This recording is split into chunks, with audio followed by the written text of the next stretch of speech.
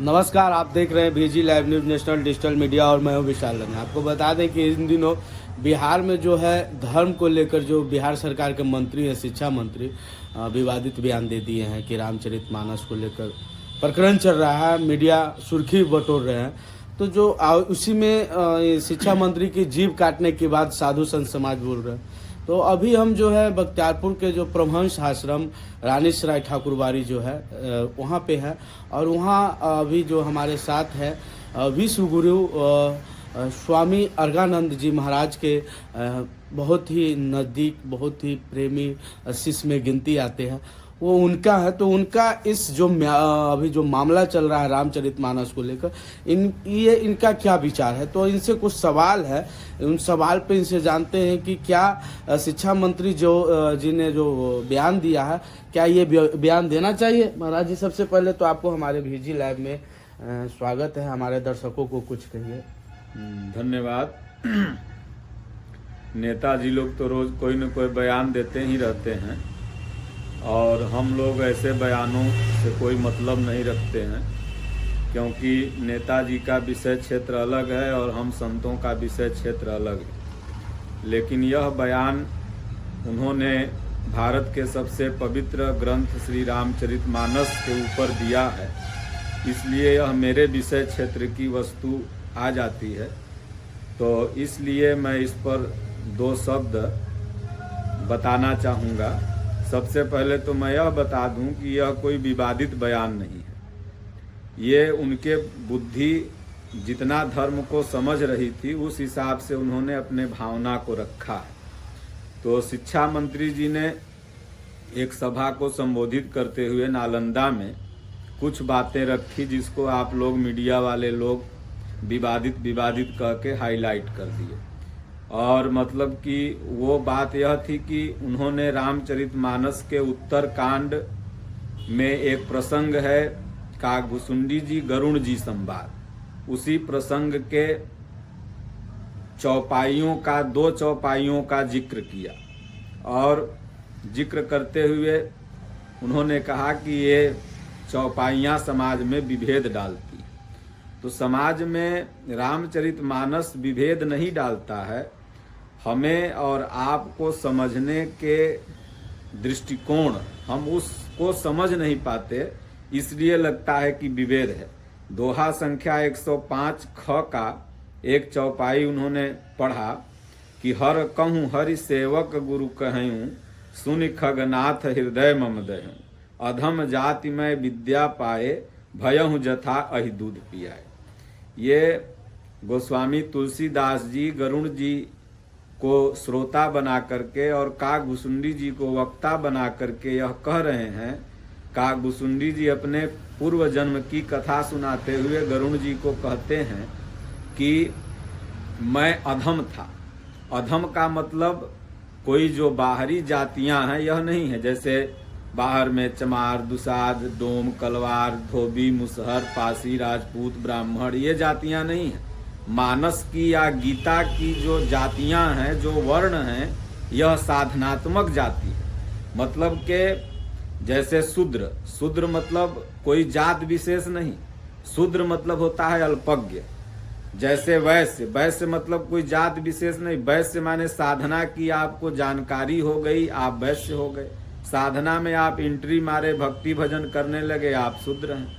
फिर धीरे धीरे वही व्यक्ति जब साधना से उपराम उठता है तो वही व्यक्ति फिर क्षत्रिय हो जाता है, वो तीनों गुणों को काटने लगता है। फिर वही व्यक्ति जब ब्रह्म के नजदीक पहुंचता है तो ब्राह्मण हो जाता है। इसीलिए देखे होंगे कि इसी मानस में बाबा तुलसीदास जी ने कोल भील के घर में जन्मे हुए वाल्मीकि ऋषि को ब्राह्मण बनाते हैं। मुनिते ही राम दंडवत कीन्हा, आशीर्वाद विप्रवर्धिना। रामचरितमानस जैसा मानवता का कोई ग्रंथ ही नहीं है। गोस्वामी जी कहते हैं बड़े भाग्य मानुष तन पावा, सुर दुर्लभ सब ग्रंथ है गावा। वो ये नहीं कहते बड़े भाग्य चमार तन पावा, बड़े भाग्य दुसाध तन पावा, वो कहते हैं बड़े भाग्य मानुष तन पावा। तो मानस जो है वो गीता का ही अनुवाद है। गीता में भी भगवान ने कहा ममय वांसो जीवलोके। तो इसलिए मंत्री जी ने जितना धर्म को समझा वो केवल अपनी भावना को व्यक्त किए, लेकिन मतलब के मीडिया उसको उछाल दिया। मंत्री जी ने तो मनु स्मृति का भी नाम लिया है, तो क्या इसको लगता है कि ये विवादित है, इनका जो बयान है विवादित है? देखिए, मनु स्मृति जो विशुद्ध मनु स्मृति है वह गीता है। मनु स्मृति का मतलब होता है मनु महाराज से हम लोग उत्पन्न हुए। मनु से उत्पन्न होने के कारण दुनिया का, भारत का ही नहीं, पूरे वाल वर्ल्ड का जो मनुष्य है वो मनुज कहलाया। मनुज, मनु से जायमान होने के कारण हम लोग मनुष्य कहलाए, और मनुष्य कहलाए इसलिए मनु स्मृति विशुद्ध धर्मशास्त्र है। लेकिन जिस मनु स्मृति के बारे में मंत्री जी कह रहे हैं वो मनु स्मृति के नाम पर एक मनगढ़ंत लोगों ने जीविका जीने की कला निर्धारित कर दी, बुद्धिजीवियों ने। तो उस मनु स्मृति में यह था कि शूद्र बासी रोटी खाएगा, ये करेगा, पंडित जी पढ़ सकते हैं और जातियां नहीं पढ़ सकती, तो उन्होंने उस मनु स्मृति के बारे में कहा। लेकिन जब वास्तविक मनु स्मृति जो भगवान कृष्ण की वाणी गीता है, मैं उनसे कभी मिलूंगा तो उनको श्रीमद् भागवत गीता, यथार्थ गीता प्रदान करूंगा। उन्हें धर्म की जानकारी अच्छी है लेकिन पूरी नहीं है, तभी तो उन्होंने क्वेश्चन उठाया। वो जरूर रामचरितमानस पढ़ते होंगे, नहीं समझ रहे हैं, क्योंकि बिना रामचरितमानस पढ़े हुए उत्तर कांड में, क्योंकि प्रोफेसर भी हैं, तो बस है कि उनकी जो जानकारी है थोड़ी अधूरी है। जब महापुरुष के संगत में आ जाएंगे, गीता यथार्थ गीता पढ़ने लगेंगे, तब वो इस बात को समझ जाएंगे। लेकिन जिस मनुस्मृति की बात उन्होंने कहा है उसमें कभी ऐसा लिखा था, आज वो मनुस्मृति बाजार में नहीं मिलती है, उस पर बैन हो गया है, क्योंकि आज संविधान से देश चलता है, न कि इन मनुस्मृतियों से देश चलेगा। वहीं ये भी देखा जा रहा है कई साधु संत भी मंत्री जी के जीव काट के लाने वाले को इनाम 10 लाख 1 करोड़ तक के दे रहे हैं, तो क्या ऐसे जो साधु संत जो बयान दे रहे हैं क्या देना चाहिए? देखिए, साधु संत को ऐसे बयानों से बिल्कुल दूर रहना चाहिए। इसी चलते मतलब के दूर रहना चाहिए, क्योंकि महात्माओं का ये काम नहीं है। अगर कोई व्यक्ति कंफ्यूज है, धर्म की उसे जानकारी नहीं है, या वो जानना चाह रहा है, आपसे प्रश्न करना चाह रहा है, तो आप अगर जीभ काटने की बात करते हैं तो आप तो तानाशाह हो गए, आप साधु संत नहीं हो गए। जितने भी साधु हैं इनसे मैं अपील करूंगा कि अगर इस तरह का समाज में कोई क्वेश्चन खड़ा हो रहा है तो आप उनके पास जाइए या उनको किसी माध्यम से बुलाइए, डिबेट कीजिए, बहस कीजिए, उनको संतुष्ट कीजिए, न कि इस तरह के फालतू बयान को कि जीभ काट लेंगे तो ये कर देंगे तो वो कर देंगे। ये साधु का बयान नहीं हो सकता। हाँ, साधु जैसा स्वांग रचाने वाले का बयान हो सकता है। जैसा कि मंत्री जी ने पढ़ा था ना कि दोहा 99 की ख की चौपाई, तो वैसे ही साधुओं का यह बयान हो सकता है, क्योंकि उन्होंने पढ़ा कि जे बरनाधम तेल कुम्हारा स्वपच किरात कोल कलवारा नारी मोई गृह संपत्ति नासी मूड मुड़ाए भय संन्यासी। उन्होंने एक चौपाई अभी उत्तर कांड का पढ़ा था, 99 दोहा का ख चौपाई है। उन्होंने पढ़ा कि भाई जे बरनाधम, उन्होंने कहा भी, कोई मीडिया से हम भी देख रहे थे कि इसका अर्थ क्या होगा, तो इसका अर्थ बाहरी जाति से नहीं होगा। जैसा मैंने बताया कि जो 4 वर्ण हैं साधना में, चाहे वह गीता में हो और चाहे रामायण में, ये 4 वर्ण साधना का एक सोपान है, न कि आज का जो बाहर जात। तो इसका पहले अर्थ मैं मंत्री जी को बता देता हूं, या जो भी आपके व्यूअर हैं उनको बता देता हूं कि इसका अर्थ यह नहीं है कि तेली माने जो बाहर एक तेली होता है। भारत में कभी एक रूढ़ी थी कि तेली का लोग मुंह नहीं देखता था, बोले तेली के मुंह देखेंगे तो हमको पाप लगे। इन्हीं सब रूढ़ियों पर शायद उन्होंने बोला, और उनका कोई गलत मानसिकता नहीं था बोलने का। तो तेली मतलब क्या होता है समझना है, कुम्हार मतलब क्या होता है साधना के स्तर पर, स्वपच माने क्या होता है, किरात माने क्या होता है, और कोल कलवार माने क्या होता है।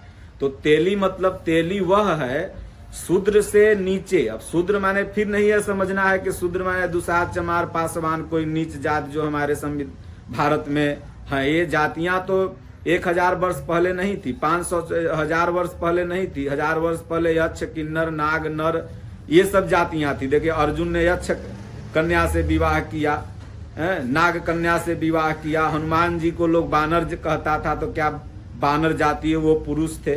तो जातियां तो ये बाहर समाज की जो बदलती जाती हैं, ये जो आज की जातियां हैं 1000 वर्ष बाद हो सकता है न रहें और 1000 वर्ष पहले नहीं थी, लेकिन जो मानस और गीता की जाति है ये सदैव रहेगी। गीता में 4 वर्ण भगवान ने 1 करोड़ नहीं, सृष्टि के पहले ही गीता लिखा और 4 वर्ण की उसमें रचना की। उन्हीं का आधार ले लेकर के हम लोग बाहर में एक वर्ण बनाए और उससे आज लड़ रहे हैं। भारत में सबसे बड़ी अगर समस्या है तो जाति पाति की, मतलब यहाँ है कि आपस में लोग टकरा रहे हैं। तो जाति पात नहीं, धर्म में जात पात का स्थान है ही नहीं, उस पर हम बताएंगे। पहले ये एक सवाल और है महाराज जी कि मंत्री जो होते हैं नेतागण को क्या इस तरह का बयानबाजी करना चाहिए या ये मंत्री जी जो बयान दिए हैं ये किस भाव से दिए हैं? देखिए इनका भाव ही मैं बता रहा हूँ। पहले 1 मिनट इसका अर्थ बता दें कि तेली मतलब साधनात्मक क्या होता है। तेली का मतलब होता है तीनों गुण, रजोगुण, तमोगुण, सतोगुण। अभी जो व्यक्ति तीनों गुणों के अधीन है वही तेली है।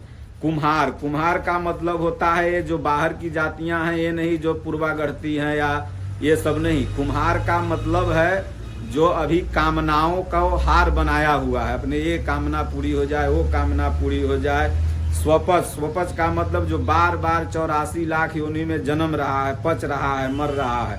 किरात का मतलब जो इसके अंदर अज्ञान रूपी रात्रि ने अभी बसेरा कर रखा है। कोल का मतलब जो काल के अधीनस्थ है, अभी वो बार बार जन्मेगा और बार बार मरेगा। और कलवार का मतलब है बाहरी जो कलवार जाती है नहीं, कलवार का मतलब होता है कि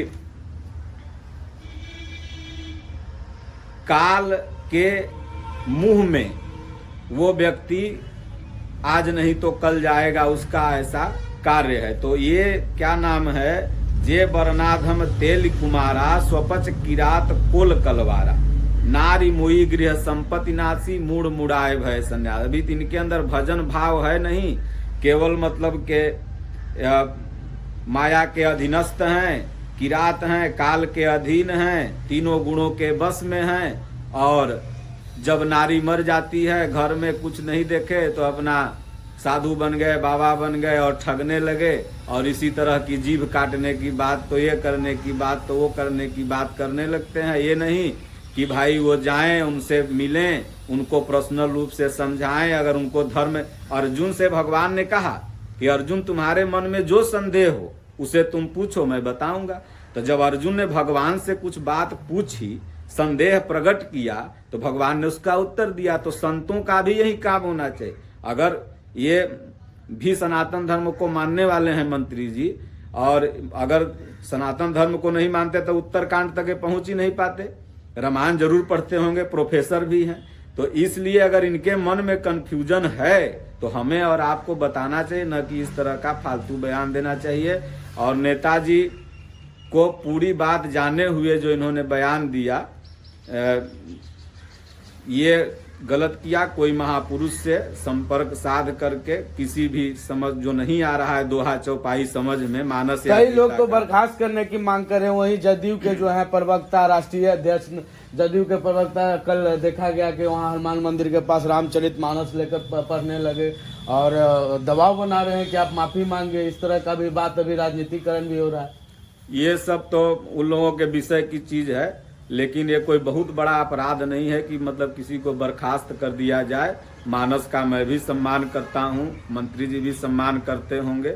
उनको कुछ चौपाई दोहा का अर्थ समझ में नहीं आया, इसलिए उन्होंने जिक्र किया। और जिक्र किया तो हमें और आपको मिल करके उन्हें सही बात को बताना चाहिए, न कि मतलब कोई को मार देने से या बर्खास्त कर देने से उसकी विचारधारा बदल जाएगी, बल्कि उससे मिल करके उसे सही बात बताइए, तब वो आपके मुख्य धारा में। आखिरी एक सवाल और है महाराज जी कि आपके नजर में जो जाति पाति जो है, इस पे आपका क्या विचार? देखिए, सबसे पहले तो मंदिर के लिए और आध्यात्म के लिए, सनातन के लिए यहाँ कोई जाति का स्थान है ही नहीं। जाति का स्थान मेरे विचार से केवल बेटी रोटी के लिए। शादी ब्याह अपने अपने जात में करिए, लेकिन जब धर्म की बात आए, सनातन की बात आए, तो हम लोग हिंदू हैं, सनातनी हैं और हमारे और आपके लिए सब कोई एक है। ऐसी भावना जब तक हम लोग नहीं रखेंगे तब तक ये विवाद इस तरह के उठते रहेंगे। ये कोई नया विवाद नहीं है। रूस ने गीता पर कहा था हाल ही के वर्षों में कि इसको प्रतिबंध करेंगे, मारकाट का समर्थन करती है। तब यथार्थ गीता वहां जब पहुंची, वहां के चीफ जस्टिस ने उसको पढ़ा तो कहा कि नहीं, गीता आंतरिक युद्ध की मांग करती है, न कि बाहरी युद्ध को सपोर्ट करती है। ऐसे ऐसे न जाने कितने बयान आप लोग मीडिया में है आते रहते हैं। इसका मूल कारण यही है कि हम लोग रामचरितमानस या गीता पढ़ते हैं तो उसमें समझ लेते हैं कि इसमें जो ब्राह्मण शब्द लिखा हुआ है ये बाहरी ब्राह्मण के लिए लिखा, इसमें जो शूद्र शब्द लिखा हुआ है ये बाहरी शूद्र के लिए लिखा हुआ, इसमें जो वैश्य शब्द लिखा हुआ है बाहरी। लेकिन नहीं, जब तक यह समझ के हम मानस और गीता को पढ़ेंगे तब तक मन में विवाद होता रहेगा। लेकिन जब वही समझेंगे कि यह साधना का एक लेवल है, जैसे आप पढ़ने जाते हैं तो LKG एक लेवल है, फिर 1 में जाते हैं, फिर 2 में जाते हैं, उसी तरह अगर आप आध्यात्म की विद्या में पढ़ने के लिए जा रहे हैं तो यह एक लेवल है। शूद्र मतलब होता है कोई जात विशेष नहीं, शूद्र मतलब आपका लेवल एडमिशन हो गया, अब आप भक्ति चालू कर दिए। माता सबरी देखिए किस जात की थी, लेकिन भगवान जा गए उनका जूठा खाए। तो मानस में तो ऐसा कहीं जिक्र ही नहीं है जो जात पात का जिक्र हो। भगवान कहते हैं कि सब मम प्रिय सब मम उपजाए, सबते अधिक मनुज महिभाए। हाँ, लेकिन इतना है कि अगर किसी को शंका हो तो उसके शंका को निवारण करना चाहिए। और आपके मन में दुनिया का कोई भी क्वेश्चन हो, मैं दावे के साथ कहता हूँ आप यथार्थ गीता पढ़िए और लोगों को बोलिए पढ़ें, और निःशुल्क हमारे पूज्य गुरुदेव भगवान यथार्थ गीता.com की वेबसाइट पर जाइए, उसको फ्री आप अपने लैंग्वेज में, ऑल वर्ल्ड के लैंग्वेज में मंगा सकते हैं, पढ़ सकते हैं। और ये सब जो बयानबाजी है ये तो केवल मीडिया उछाल रही है कि ऐसे ऐसे। इनको हम कभी चंद्रशेखर जी से मिलेंगे पर्सनल रूप से तो इनको गीता देंगे, और प्रोफेसर हैं, शिक्षित हैं। तो आप तो देख रहे थे हमारे साथ जो परमहंस आश्रम के जो महंत है स्वामी श्रद्धानंद, जिन्हें जो मंत्री जी का बयान रहा है उस पर क्या कुछ बोले हैं। तमाम खबरों के साथ बने रहें VG live news national digital media के साथ। जय हिंद। बख्तियारपुर।